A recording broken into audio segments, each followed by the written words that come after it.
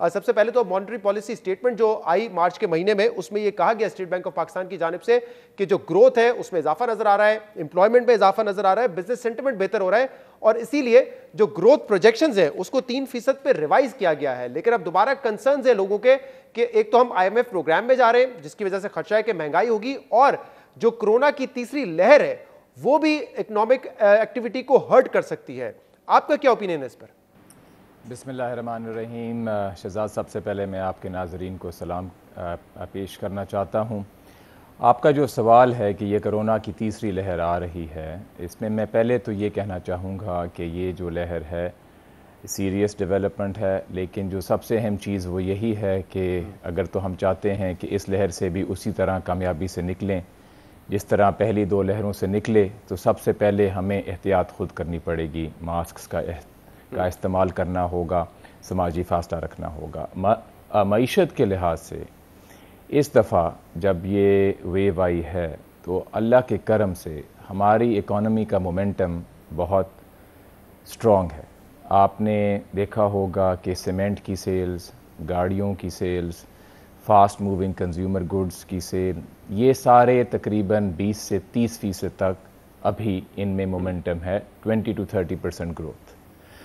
تو ابھی جو یہ لہر آ رہی ہے، ایک تو ہماری اکانومی میں مومنٹم اچھا ہے، دوسرا اس لہر کو مد نظر رکھتے ہوئے ہی مانیٹری پالیسی کمیٹی نے جب اپنی لاسٹ سٹیٹمنٹ نکالی تو انہوں نے یہی فورکاسٹ دی کہ ہم گروتھ کو 3% ایکسپیکٹ کر رہے ہیں اس سال، اور اگلا جو فسکل ایئر ہوگا اس میں اس سے بھی کچھ زیادہ ایکسپیکٹ کر رہے ہیں۔ تیسری اور آخری چیز شہزاد، میں آپ کے ناظرین کو یہ کہنا چاہوں گا کہ دیکھیں، ہم پہلی دو ویوز سے کامیابی سے نکلے۔ ان دو ویوز میں جیسے ضرورت پیش آئی تو گورنمنٹ نے، اسٹیٹ بینک نے میجرز دیے اور اپنی معیشت کو بچایا۔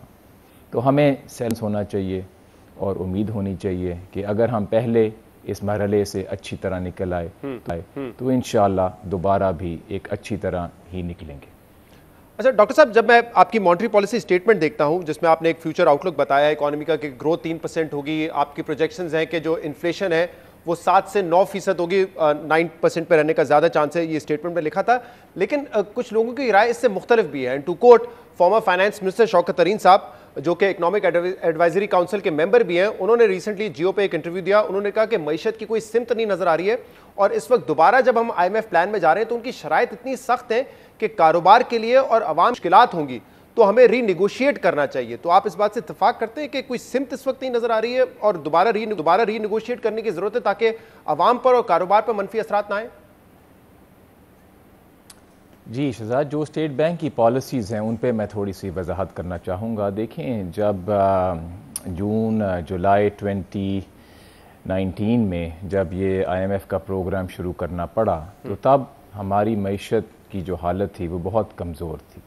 اسٹیٹ بینک کے نیچے جو چیزیں آتی ہیں، مثلاً ہمارے فارن ریزروز، ہمارا ایکسچینج ریٹ اور اس سے ملتی جلتی چیزیں، تب ہمارے فارن ایکسچینج کے ریزروز صرف تقریباً $7 بلین کے تھے۔ آج وہ ریزروز تقریباً $13 بلین کے ہیں، یعنی کہ ہم نے ان کو باوجود اس کے کہ دنیا میں اس وبا کا ایک بہت بڑا شوق آیا، ہم نے اپنے ریزروز کو بڑھایا۔ یہ ہم بڑھا نہ پاتے اگر پالیسیز ایسی نہ ہوتی جو ہماری معیشت کے حق میں۔ بہت سارے لوگ پریشان ہوتے ہیں کہ آئی ایم ایف کے پاس کیوں جانا پڑا۔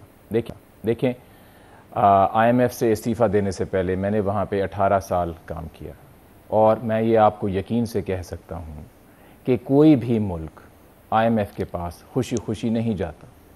ملک صرف تب ہی آتے ہیں آئی ایم ایف کے پاس جب مجبوری ہوتی ہے۔ آئی ایم ایف کے پروگرام میں اس لیے جانا پڑا کہ اس سے پہلے جو تجارتی خسارہ $19 بلین کا ورثے میں ملا، اس کو کم تو کرنا تھا، اور آج اللہ کا کرم ہے کہ وہی خسارہ تقریباً 800 ملین کا سرپلس بنا ہوا ہے۔ تو اس سے ہمیں یہ کانفیڈنس آنا چاہیے کہ اب آئی ایم ایف کے ساتھ ہمارا دوبارہ سلسلہ شروع ہوا ہے۔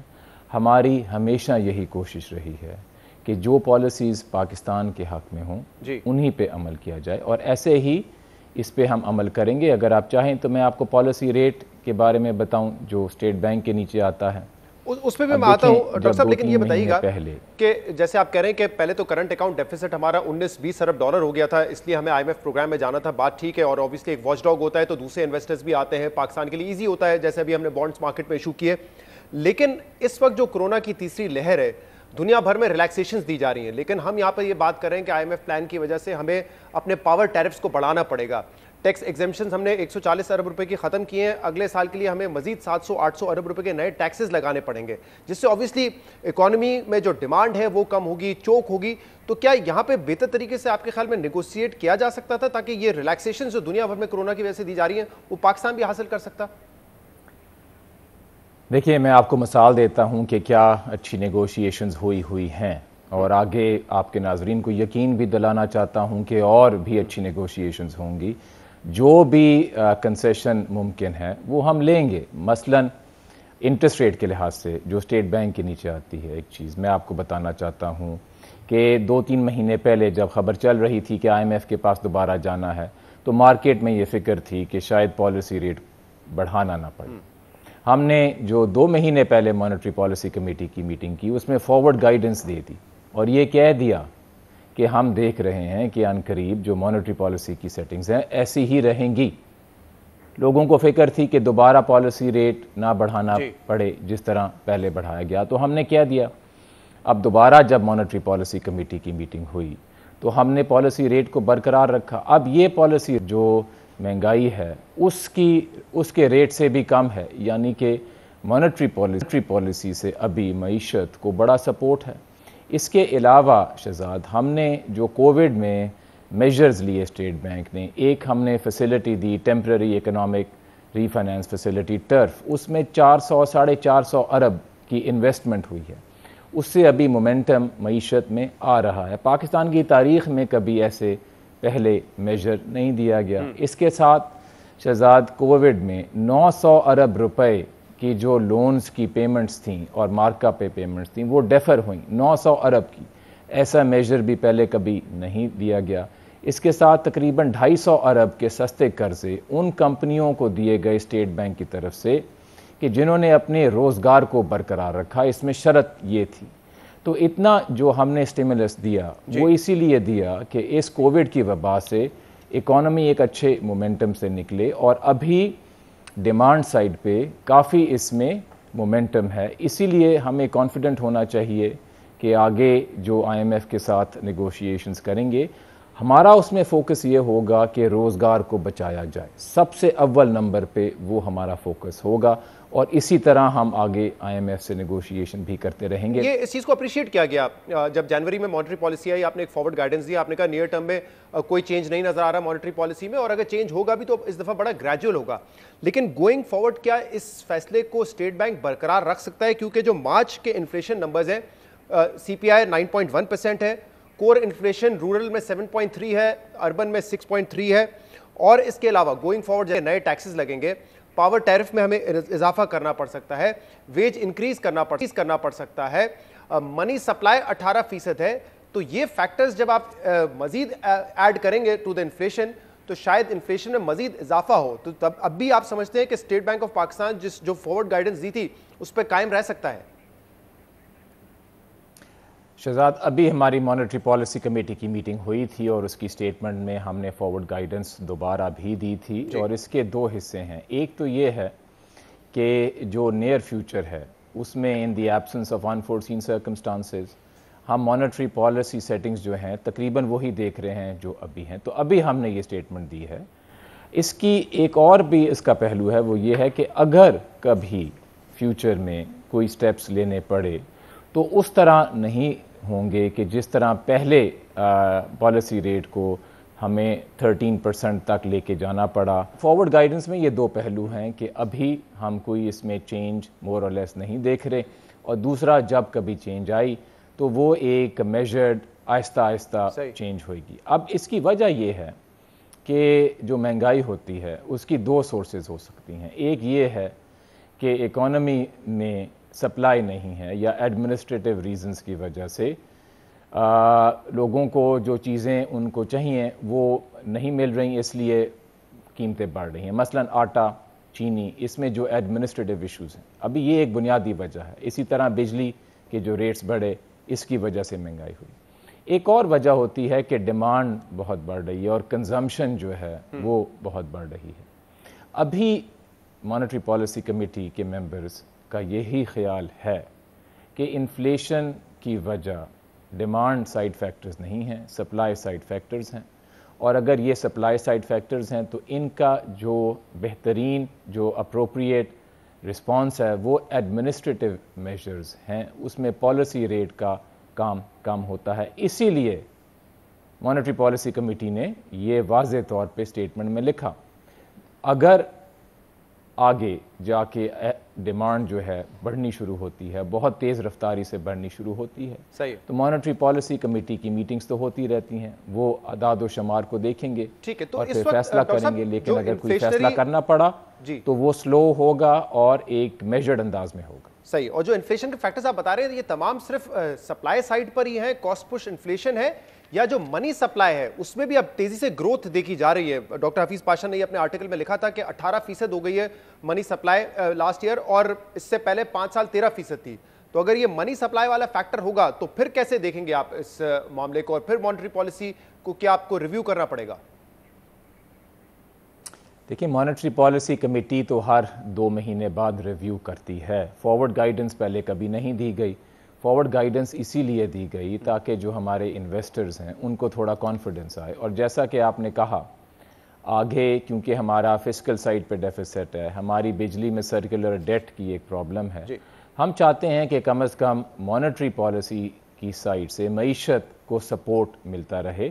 کیونکہ اگر فسکل ڈیفیسٹ کو کم کرنا ہے وہاں سے شاید کچھ سخت فیصلے کرنے پڑیں، لیکن اس کے ساتھ ساتھ مانیٹری پالیسی سپورٹیو رہے. اس کو میکرو اکنامک پالیسی کا یہ جو ہوتا ہے مکس فسکل اور مانیٹری میں اس کی طرف اشارہ کر رہا ہوں. اور ابھی جیسا کہ میں نے کہا ڈیمانڈ سائڈ کے پریشرز نہیں نظر آ رہے. اگر آگے نظر آئے تو پھر ہم اس پہ ایکشن لیں گے. شہزاد یہ بات یاد رکھیے گا کہ کووڈ کی وجہ سے ہماری معیشت کو بہت نقصان ہوا، اور ابھی جو نقصان ہوا تھا ہم اس سے ابھی باہر نکل ہی رہے ہیں، پوری طرح باہر نہیں نکلے. اس لیے ڈیمانڈ اس لیول پہ نہیں ہے جس پہ پہلے تھی، اور ہم تو چاہتے ہیں کہ آگے جو جی ڈی پی میں اضافہ اور گروتھ آئے وہ ایک اچھے بیلنسڈ انداز سے آئے. اور جو ٹرف ہم نے دی ہے اس سے اکانومی میں سپلائی کیپیسٹی بڑھ رہی ہے. شہزاد یہ ہمارے ملک میں بہت دیر بعد ایسے ہوئے گا کہ ایک سال کے اندر ہی 1% آف جی ڈی پی کی انویسٹمنٹ جو ہے وہ بڑھے گی، اس سے کیپیسٹی بڑھے گی، اور آئندہ کے لیے جو سپلائی کنسٹرینٹس ہیں وہ دور ہوں گی. تو اسی لیے ہم کافی کانفیڈنٹ ہیں کہ آہستہ آہستہ جو ہماری اکنامک ایکٹیویٹی کے انڈیکیٹرز جو ہیں وہ بہتر ہوئیں. اچھا ڈاکٹر صاحب، جب آپ کہتے ہیں کہ اگر آگے انٹرسٹ ریٹ بڑھانا بھی پڑے تو گریجولی بڑھائیں گے، ویسے نہیں ہوگا جیسے پہلے تیزی سے ہم 13.25% پہ لے گئے تھے، اس کی وجہ کیا ہے؟ کیا آپ لوگوں نے اپنی پالیسی کو بھی ریویو کیا ہے؟ کیونکہ یہ وہ ٹائم تھا جس میں آپ کو یاد ہوگا کہ اکانومسٹ ہوں یا بزنس مین ہوں بڑا تنقید کر رہے تھے سینٹرل بینک پہ کہ بہت زیادہ انٹرسٹ ریٹ رکھے ہوئے ہیں. 2019 میں ہماری جی ڈی پی گروتھ 1.9% تھی، صرف اکانومی میں ڈیمانڈ بالکل نہیں تھی، لیکن اس کے باوجود شرح سود بہت زیادہ رکھا گیا.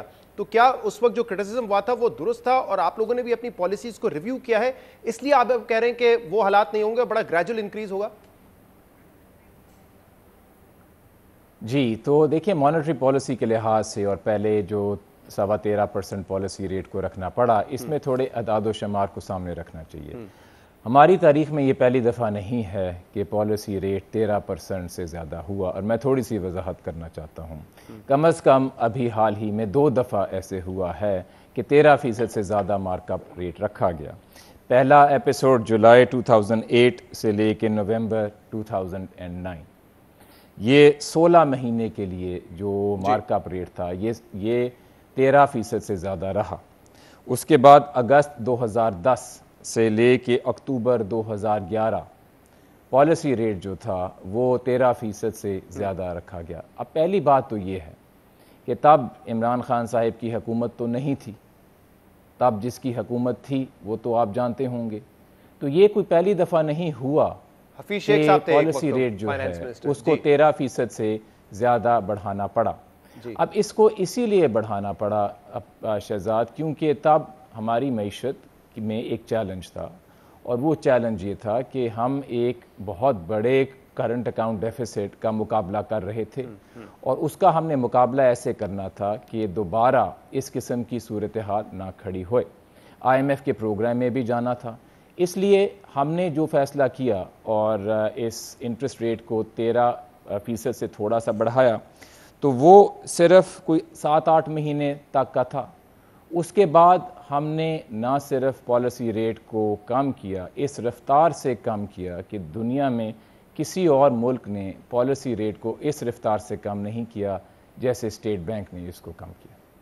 صحیح، تو ڈاکٹر صاحب اس وقت ریزن بیسکلی آپ یہ کہہ رہے ہیں، کیونکہ یہ بات بھی ہوئی کہ انٹرسٹ ریٹ ہائی رکھنے کی وجہ یہ ہے کہ ہمارے ریزروز کم تھے، اس وقت ہاٹ منی بھی آیا ہے، تو انفلیشن صرف واحد ریزن نہیں تھا، یہ ریزن بھی تھا تاکہ ہم اپنے ریزروز بلڈ کر سکیں اس دوران۔ دیکھیں، اس کی بنیادی وجہ میں دوبارہ کہوں گا کہ جب آپ کی اکانومی میں ایک ایسی صورتحال ہو کہ $19 بلین کا کرنٹ اکاؤنٹ ڈیفیسٹ ہو اور آپ کا خزانہ خالی ہو، اور اس کے ساتھ ساتھ انفلیشن بھی اس وقت تھی، تو آپ کو ایسے مشکل فیصلے کرنے پڑتے ہیں۔ اور شہزاد، میں نے آپ کو جو مثالیں دیں، یہ ہماری ملک میں پہلی دفعہ تو ایسے فیصلے نہیں ہوئے، اور حکومتوں میں بھی یہ فیصلے ہوئے۔ 2008 اور 2009 میں یہ ہوا، 2010 اور 2011 میں بھی ہوا۔